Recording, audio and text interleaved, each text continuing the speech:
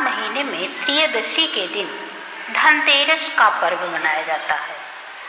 आइए जानते हैं कि ये धनतेरस का पर्व क्यों मनाया जाता है।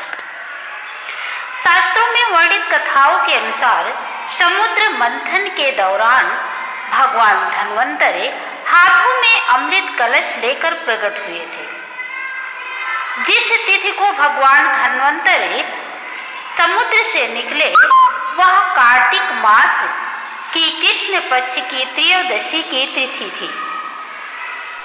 भगवान धन्वंतरि समुद्र से कलश लेकर प्रकट हुए थे, इसलिए इस अवसर पर बर्तन खरीदने की भी परंपरा चली आ रही है। इस पर्व को लोग बड़ी श्रद्धा के और विश्वास के साथ मनाते चले आ रहे हैं। भगवान धन्वंतरि को विष्णु भगवान का अंश माना जाता है और इन्होंने ही पूरी दुनिया में चिकित्सा विज्ञान का प्रचार प्रसार किया था। भगवान धन्वंतरि के बाद माता लक्ष्मी 2 दिन बाद समुद्र से निकली थी, इसलिए उस दिन दीपावली का पर्व मनाया जाता है और माता लक्ष्मी की अर्चना पूजा की जाती है। माता लक्ष्मी की पूजा अर्चना करने से आरोग्य सुख की प्राप्ति होती है और घर परिवार में सुख और समृद्धि बनी रहती है।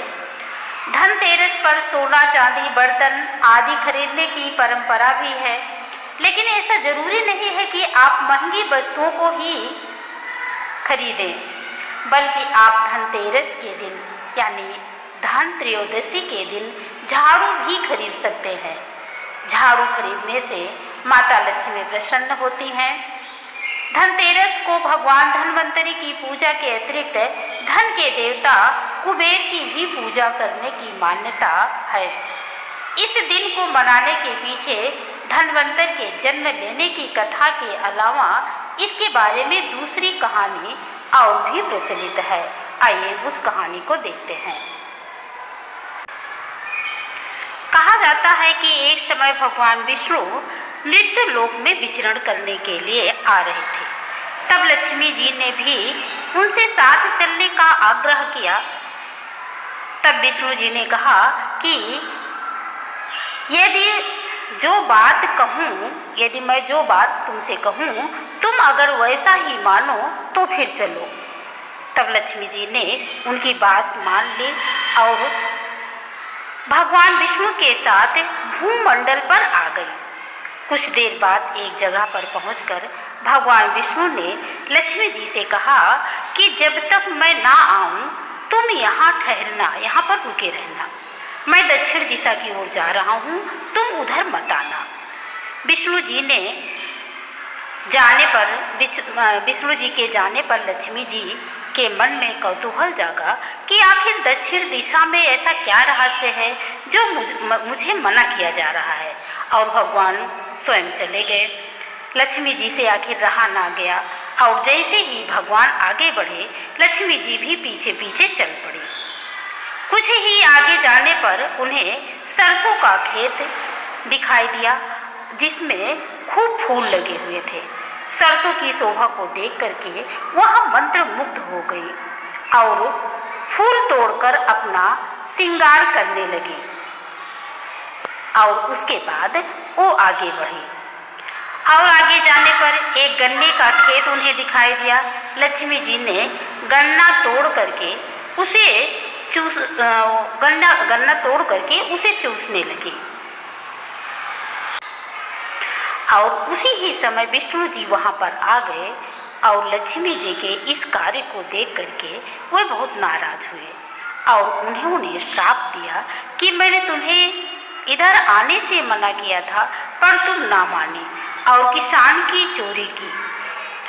अब किसान की चोरी की हो तो उसका अपराध तो तुम्हें भोगना ही पड़ेगा।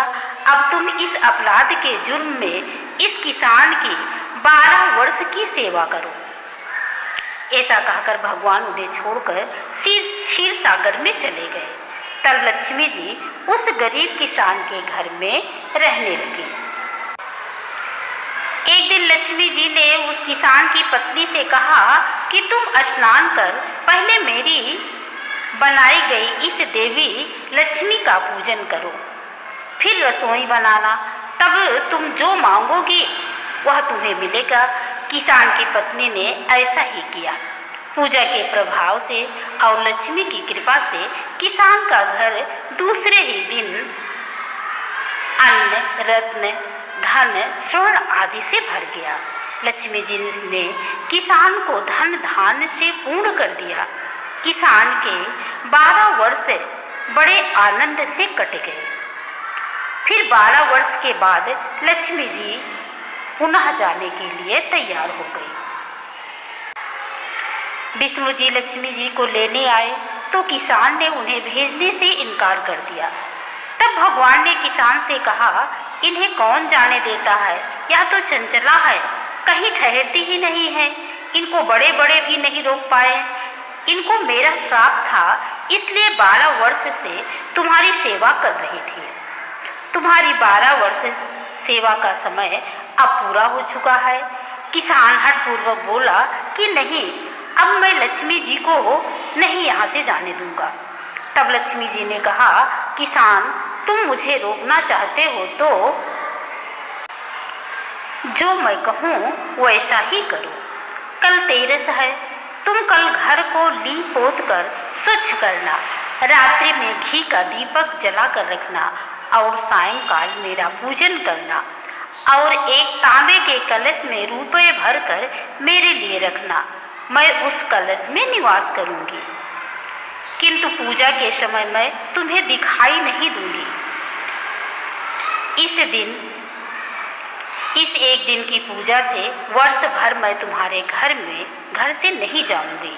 यह कहकर वह दीपकों के प्रकाश के साथ 10 दिशाओं में फैल गई। अगले दिन किसान ने लक्ष्मी के कथनानुसार पूजन किया।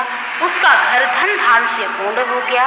इसी वजह से हर वर्ष 13 के दिन लक्ष्मी की पूजा होने लगी।